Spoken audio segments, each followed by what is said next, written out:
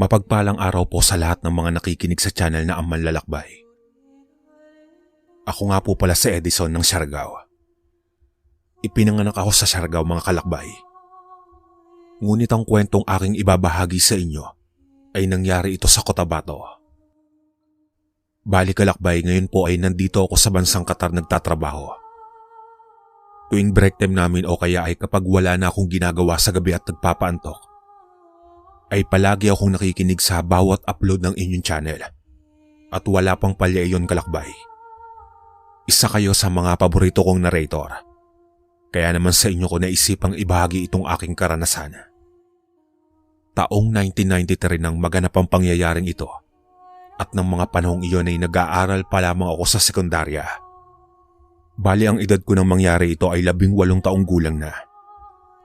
Nakailang beses na kasi akong nagpabalik-balik sa pag-aaral dahil sa problema sa pamilya. Hanggang sa naghiwalay na nga ang aking mga magulang, kung kaya't kinuha ko ni Lolo Remedios at dinala sa Cotabato para doon ipagpatuloy ang aking pag-aaral. Bali 2 anak lang kami ng kapatid kong si Jonah kalakbay at ako ang panganay. Mama's girl ang kapatid ko, kung kaya't sumama siya sa aking ina nang nagtungo ito sa Maynila. Samantalang ang aking ama naman ay pumunta sa ibang lugar dahil sumama ito sa kanyang kerida.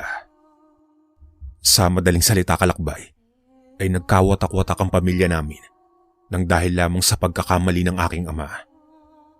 Kaya naman simula noon ay malaki ang galit ko sa aking ama dahil mas pinili pa niyang sumama sa babae niya kaysa ang mabuong muli ang pamilya.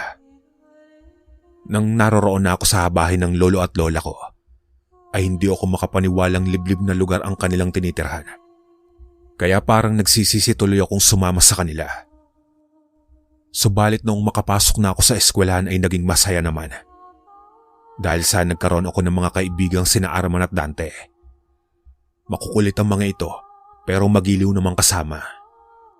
Kaya naman kahit papano kalakbay ay nawala ang bigat na problemang dinadala ko. Hindi rin naman ako hinayaan ni na lolo at lola.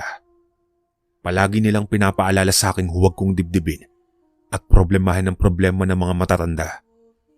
Hayaan ko na lamang daw at tanggapin kung ano ang napagpasya ang desisyon ng mga magulang ko. Isang araw noon, di sinasadya ay nasagi ko ang gurong tawagin na lang po natin sa pangalang Lorena. Sa totoo lang kalakbay, hindi ko maipagkakailang napakaganda ni Ma'am Lorena. Mahaba ang kanyang tuwid na buhok na umabot hanggang bewang. Matangos ang ilong at maganda ang mga mata na animoy laging nangungusap. Maputi rin siya at malaporselana ang balat. Sa pagkakaalam ko ay dalaga pa ang aming guro at sa dulong baryo namin ito naninirahan kasama ang mga magulang at ang kapatid niya na isa ring guro sa eskwelahan namin. Kaagad naman akong humingi ng paumanhin sa kanya at pinulot ang mga librong nahulog. Pasensya na po Ma'am Lori, hindi ko po sinasadyang masagi kayo. Hindi ko lang po kasi kayo kaagad napansin. Paghingi ko ng paumanhin sa aking guro kalakbay at isa-isa kong inabot ang mga librong nalaglag. Ngumiti naman siya at tinanong kung bagong pasok lang ba ako. Dahil ngayon pa lamang niya umano ako nakita sa paaralang pinagtatrabahuhan niya. Opo ma'am, bagong pasok lang po ako.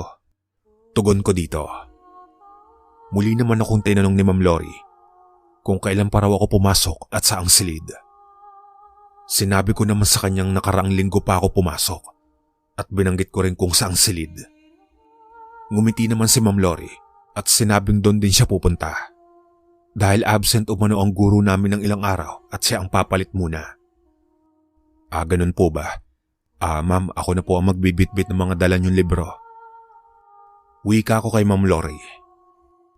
Nakangiti naman siyang tumango, sabay iniabot ang mga bitbit niyang libro.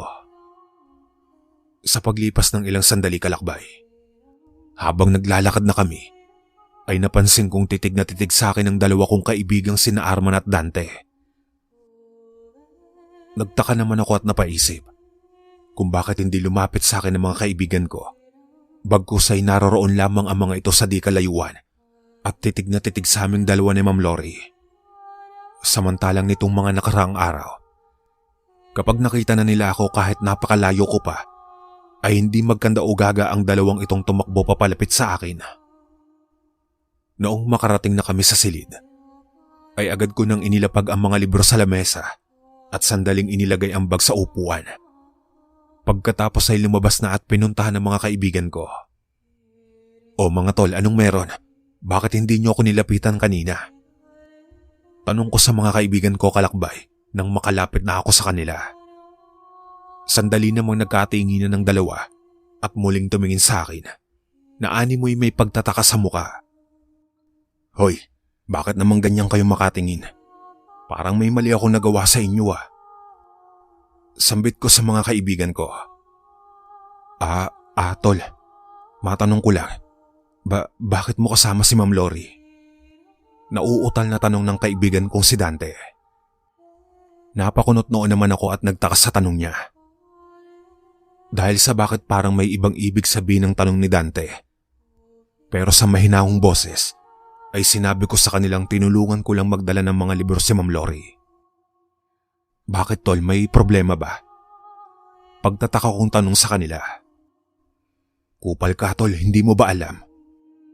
Pabiting saad ni Dante. Ang alin? Alam niyo namang bagong lipat lang ako rito eh. Ani ako sa dalawa kong kaibigan. Ano kasi tol? Simula nang dumating si Ma'am Lori at tumira sa baryo natin, marami na ang kakaibang nangyayari. Kaya nga iniiwasan namin ni Dante na makasabay si Ma'am Lori kapag pumapasok na dito sa eskwelahan. Panimulang wika ng kaibigan kong si Arman. Napakunot na ako at nagtataka dahil hindi ko naman talaga maintindihan ang ibig ipahiwatig sa akin ng mga kaibigan ko.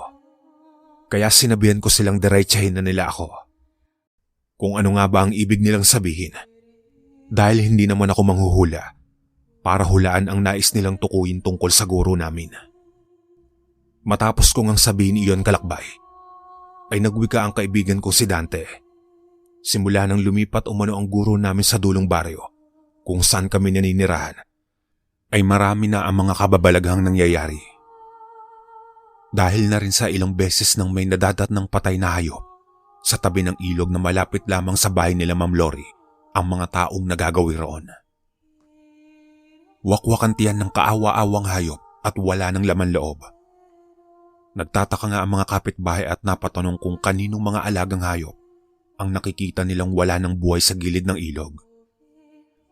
Di nga kalaunan ay napag-alaman ng iilang kapitbahay na may mga nawawalang hayop sa mga karatig baryo.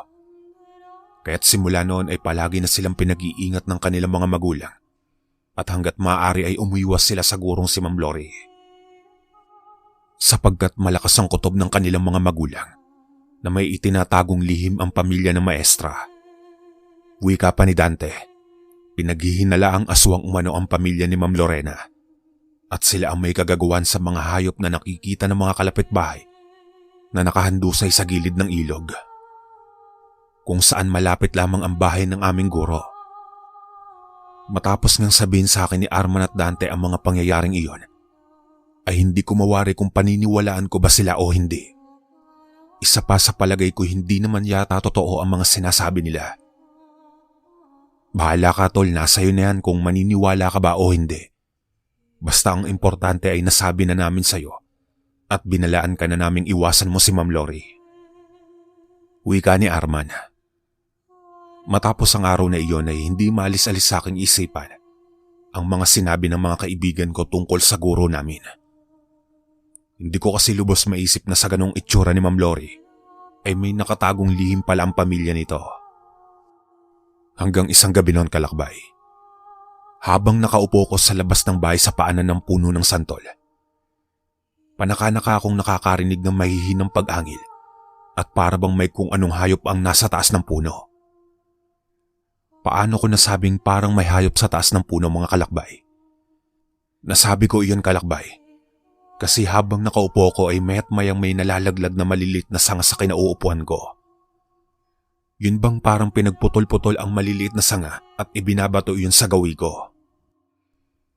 Noong sinubukan kong tumingala para sana'y tignan kung anong hayop ang nasa taas, ay gayon na lamang ang gulat ko nang may isang malaking malapaniking nakakapit sa sangang nasa uluhan ko at nakabaligtad.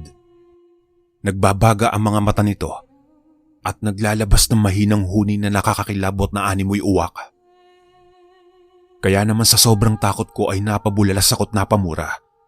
Sabay tayo tapos ay kumaripas ng takbo papasok sa loob ng bahay. Nagulat naman sila Lolo Remedios at Lola Elena nang makita nila akong kumakaripas ng takbo papasok sa loob ng bahay at halos ibalibag ko na ang pintuan pasara. Tinanong nila ako kung ano ang ginagawa ko at bakit kulang na lang ay wasakin ko na umano ang pintuan ng bahay. Sa natatarantang boses ay sinabi ko sa kanila na may nakita akong malaking ibong nakakapit sa sanga ng puno ng santol. Sos, ibon lang pala apo eh. Bakit naman parang takot na takot ka? Parang ngayon ka lang nakakita ng ibon na.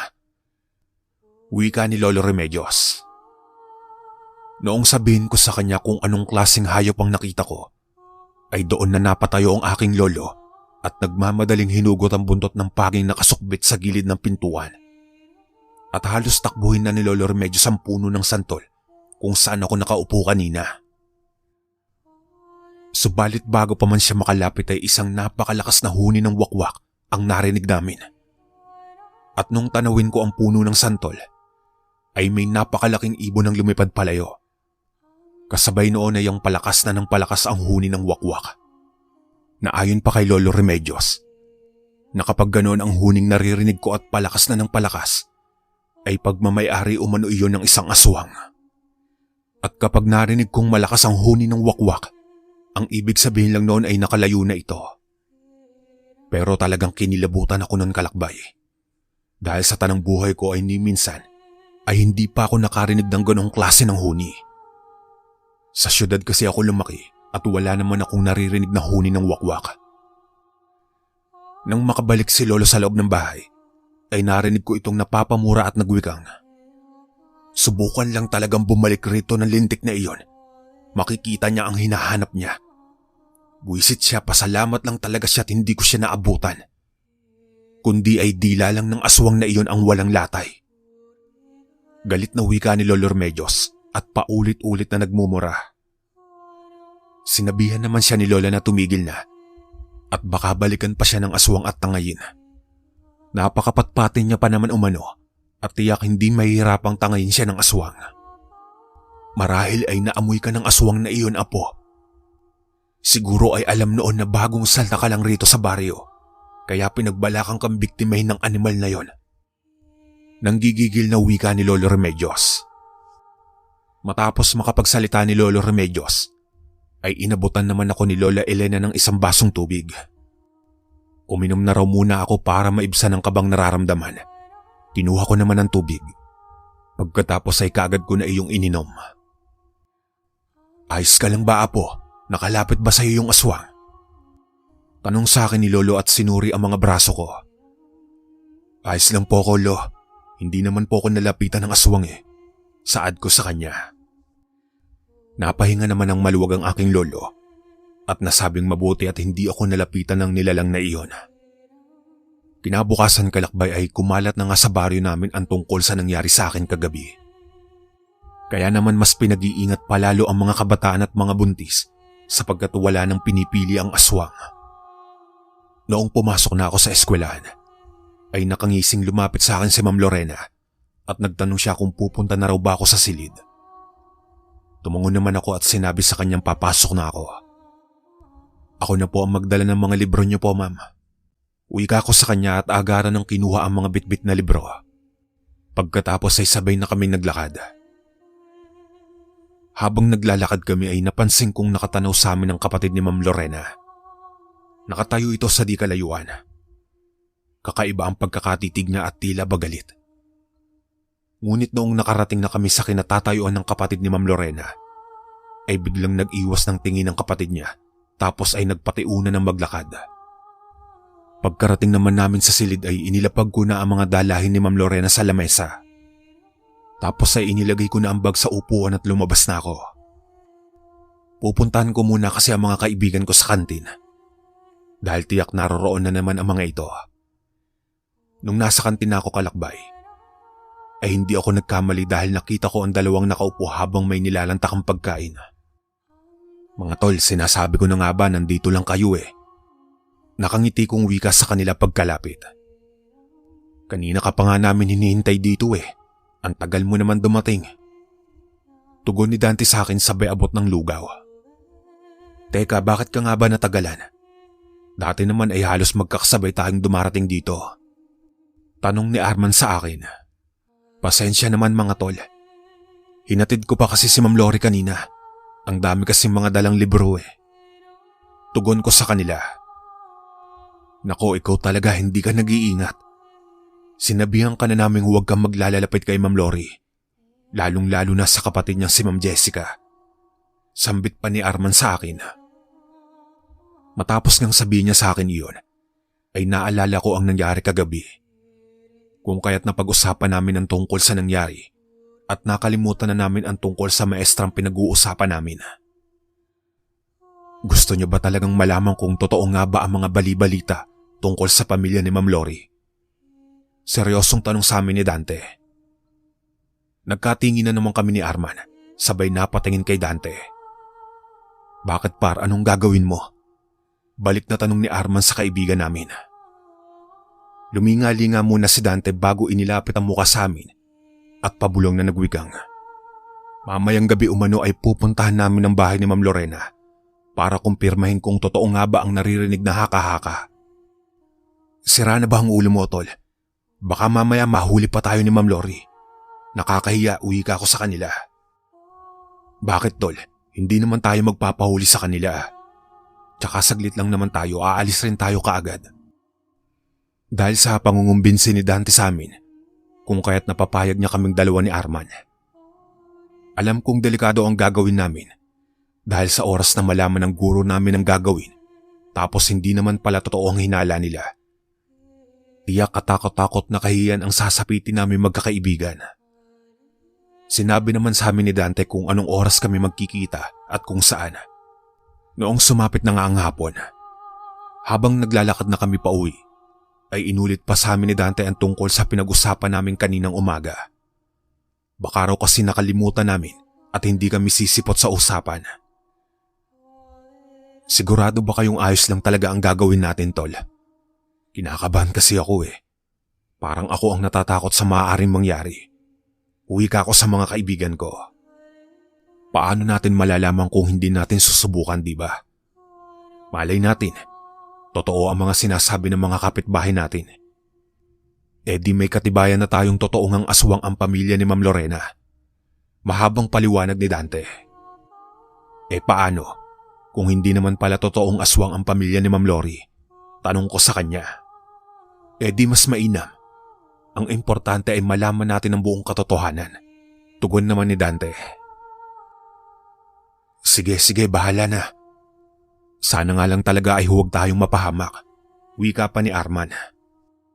Napalatak naman si Dante at nagsabing huwag kami mag-alala dahil hindi raw kami mapapahamak. Siya ang bahala. May gamit raw ang kanyang lolo pangontra sa aswang. Susubukan niyang ipuslit mamayang gabi. Noong sumapit na ang takip silim ay nagpaalam ako kay Lolo Remedios na pupunta muna ako sa bahay ng kaibigan ko dahil may gagawin kami. Agad naman silang pumayag at wala na maraming tanong pa.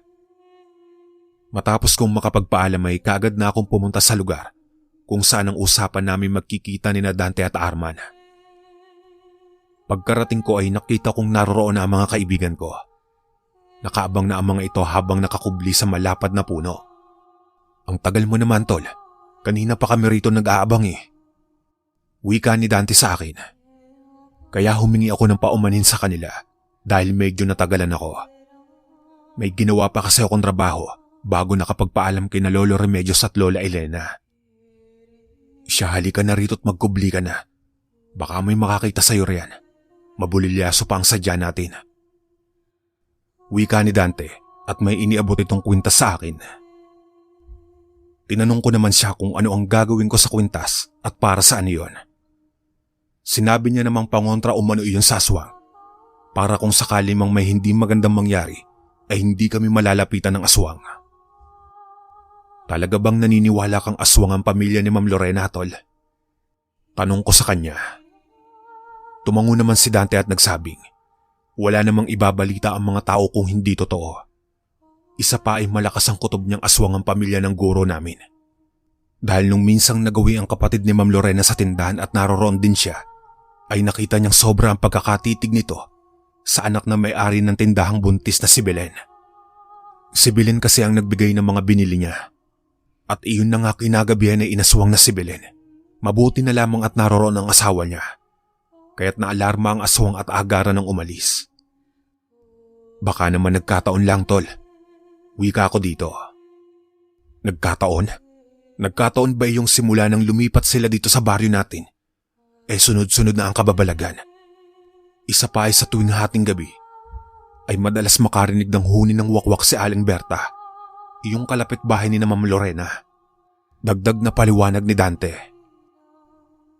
Kaya hindi na nga ako kumontra pa sa sinabi niya at isinuot ko na ang kwintas na ayon nga sa kanya ay pangontra sa aswang. Matapos kong gawin iyon ay lumapit na ako sa kanila at nagkubli na rin. Sa paglipas ng mga oras kalakbay, at nung sa tingin ko ay pasado 8:00 na ng gabi iyon, marahan nang gumapang si Dante papalapit sa bahay ng pamilya ng guro namin. Kaya naman sumunod na rin kami sa kanya. Subalit hindi pa man kami nakakalapit sa bahay, ay nakita naming lumabas ng bahay ang kapatid ni Ma'am Lorena at umikot iyon sa likuran.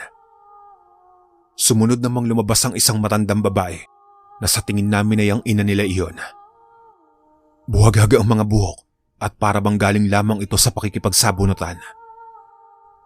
Kaya ganun na lamang ang takot na nararamdaman ko, mga kalakbay.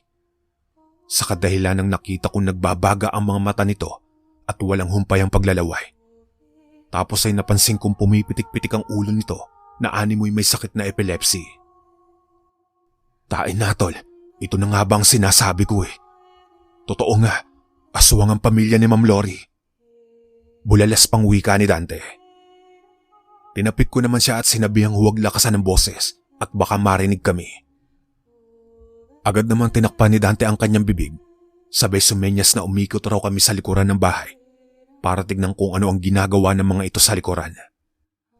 Dahil sa umikot na rin ang ina ng guro namin at sumunod na rin ang ama, yun na nga ang ginawa namin, kalakbay. Umikot na kami sa likuran at nagkubli sa mga nagtataasang talahiban. Matapos namin magkubli at sinilip ang mga ito kung ano ang ginagawa, ay ganun na lamang ang gulat namin nang biglang tumambad sa harapan namin ang ama ni Ma'am Lorena. Pulang-pula ang mga mata nito at puno ng mga balahibo sa mukha't nanlilimahid sa langis ang buong katawan. Para itong asong nalason dahil sa walang humpay ang pagtulo ng mga laway. Habang naglalabas ng kakaibang ingay na animoy huni ng wakwak. Yun bang para siyang may halak sa dibdib? Dahil sa takot at pagkagulat ay agaran akong napatayo. Kaya naman mabilis na akong hinablot nito. Subalit noong nahawakan na ako ay sa di malamang dahilan, mabilis akong nabitawan nito at umangil ng napakalakas. Sumigaw naman si Dante na tumakbo na kami at pumunta sa pinakamalapit na kapitbahay para humingi ng tulong.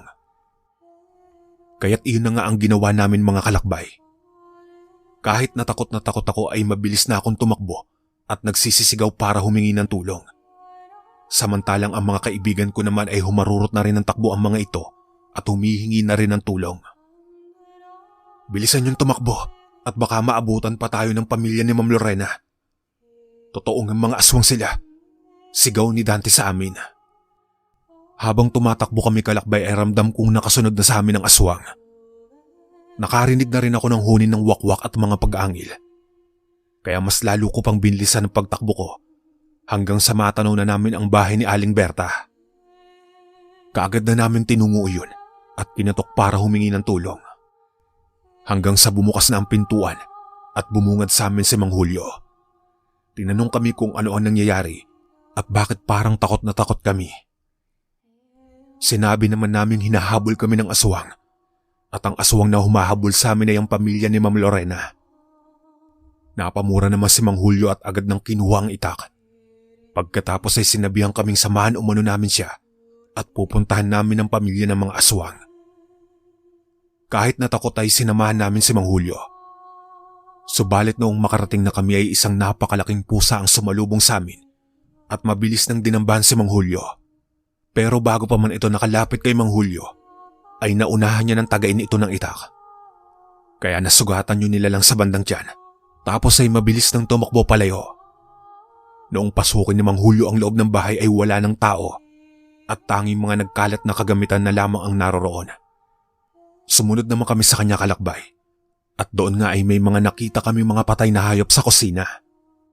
Napakarami ring bangaw at may mga gumagapang pang-uod. Kaya naman hindi ko na napigilan na masuka. Napatakbo na ako sa labas at doon sumuka na ako ng sumuka. Sinabihan naman kami ni Mang Julio na magsipag-uwian na. Babalik na lamang siya maya-maya para magsama ng iba pang mga kalalakihan upang wasakin ang bahay na pinamumugaran ng mga aswang. Kinabukasan nga kalakbay ay sinunog ng mga matatandang kalalakihan sa baryo namin ang bahay at maging mga bote ng langis na pinagbababasag na rin. Matapos ang mga pangyayaring iyon kalakbay, ay hindi ko na muli pang nakita ang pamilya ni Ma'am Lorena. Hanggang dito na lang po ang aking kwento mga kalakbay. Maraming salamat.